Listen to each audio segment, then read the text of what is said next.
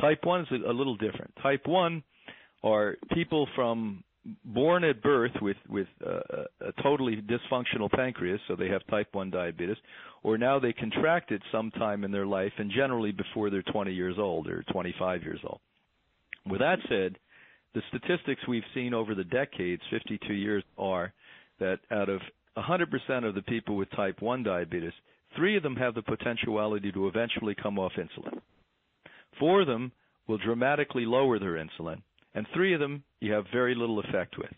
Usually that 3 were born with it, but don't worry if you were born with it, because I've been called a liar before, seeing a number of people who were born with it that obviously had some kind of pancreatic function.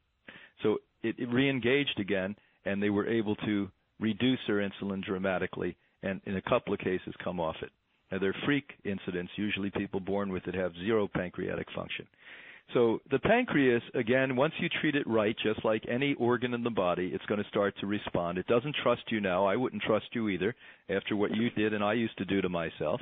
And so bottom line is you pet it long enough, it stops growling. And if you're lucky enough, it's still alive, and it starts to respond. Will it be perfect and work 100%? Never. Not if you got it that sick. But will it function well enough to make you healthy? The answer is yes. Okay. Oh, now I understand why low blood sugar is related to high blood sugar, because, I didn't get that before. So thank you. Yeah, because I didn't even realize I had it, but when I came to the Institute, when I first realized I had low blood sugar issues, and I'd actually been on a raw food diet for 2 years, eating loads of fruit, just like you said. Because a lot of the people teach it, and I thought, well, that's fun. That means I can, as long as it's raw, I can eat whatever I want, and I was having a good time, especially here in Florida where the fruit's so good.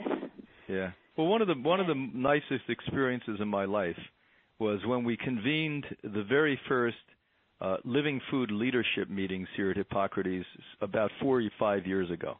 And again, we had 8 countries represented, and my colleagues like Gabriel Cousins and Victorious have been in these meetings, and the next one will be pretty soon in the spring. And all of us cumulatively from all parts of the world who have been doing this a long time, I think we had 200 and some years of experience in that room, or on the circle table that we actually built a circular table that we're sitting at. And we all came to that conclusion about not eating a lot of fruit or any fruit at all when you're battling a disease within 20 minutes.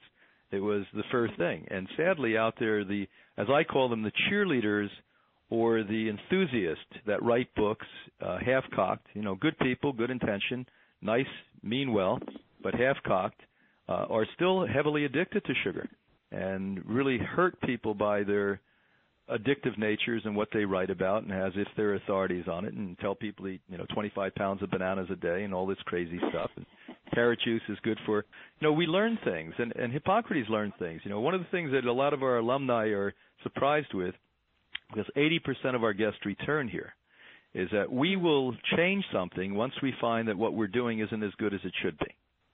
And people say, well, gee, you used to say that. Well, used to means used to. And if we discover that we can improve things or go to the next place or raise your health or raise everyone's health by teaching the current truth, that's what it is, because there's always a current truth. The problem with humanity, not only with health, but with everything we do, is we keep looking backward, and that makes us bang into walls because we're not looking forward.